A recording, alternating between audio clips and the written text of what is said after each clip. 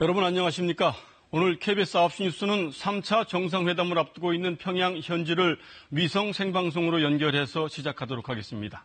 이렇게 평양을 실시간으로 연결해서 생방송으로 뉴스를 전해드리는 게 정확히 10년 만인데요.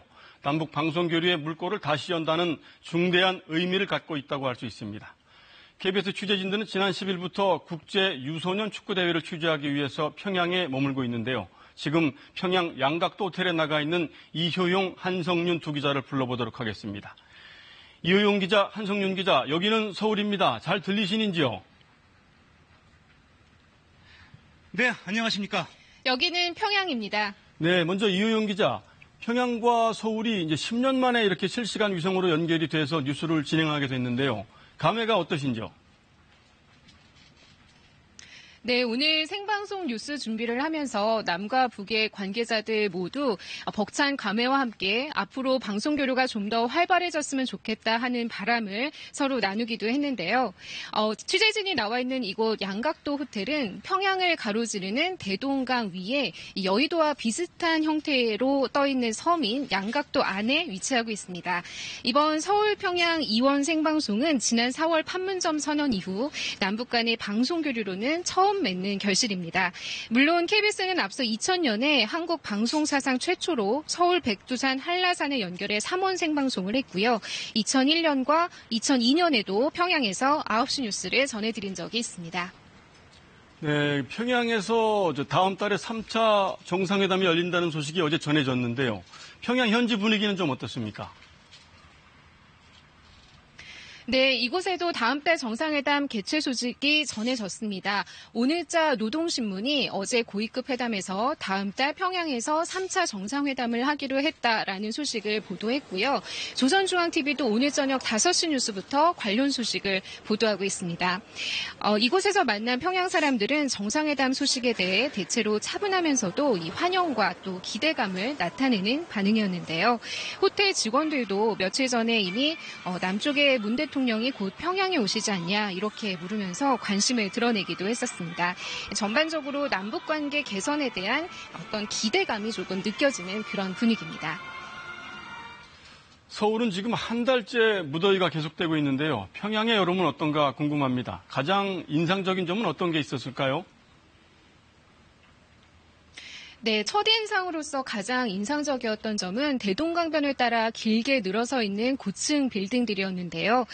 국제도시에 걸맞게 이곳저곳에서 좀 세단장을 하는 그런 모습도 찾아볼 수 있었습니다. 거리에 나가면 자동차들도 상당히 많은데요. 조금 재미있는 것은 옥류관 같은 어떤 대형 식당이나 평양역 앞 그리고 호텔 앞에 가보면 택시가 서서 그 손님들을 태우는 모습도 심심치 않게 볼 수 있었습니다. 날씨는 서울과 비슷한 정도로 매우 더운데요. 그래도 그늘에 들어가면 바람은 서울보다 조금 시원한데 햇볕은 더 강한 것 같습니다. 신기한 건 낮에 그렇게 덥다가도 밤이 되면 기온이 20도 이상 뚝 떨어진다는 건데요. 낮 기온 34도를 기록했던 지난 토요일 밤이었죠. 에어컨을 끄고도 너무 추워서 두꺼운 이불을 덮고 잤는데 다음날 물어보니 최저 기온은 늘 10도 정도까지 떨어진다고 하더라고요. 그래서 평양에는 열대야라는 말이 없다고 합니다. 네, 이번엔 한성윤 기자. 이번 국제 유소년 축구대회는 3년 만에 열린 대회라고 하던데요. 판문점 선언 이후에 처음으로 평양에서 열린 민간 차원의 교류 행사라서 의미가 더 크다고 할 수 있을 것 같은데 어떻습니까?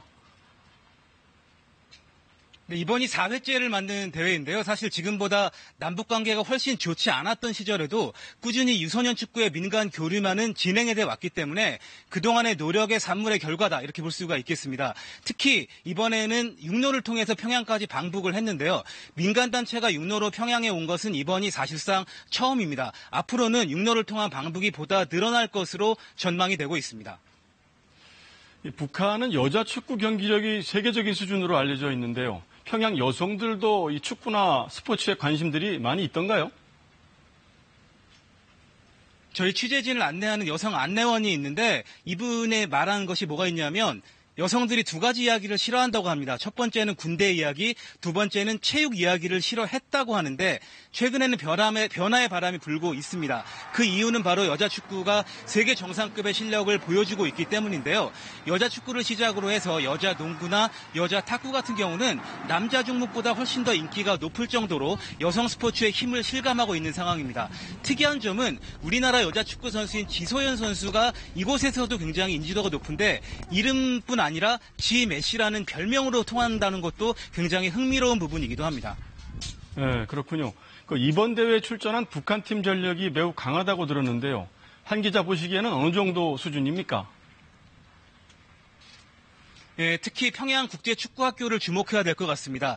예전에는 올림픽이나 아시안게임에서 취재를 해본 경험에 따르면 정신력 때문에 이겼다라는 말을 많이 했었는데 이제는 정신력이 아니라 국제 경쟁력을 쌓지 못하면 이길 수 없는 시대가 됐다는 걸 실감을 하고 있습니다. 그래서 2013년도에 평양국제축구학교를 세웠는데요. 실제로 스페인이나 독일의 코치를 초빙을 해서 굉장히 과학적인 훈련을 진행하고 있습니다.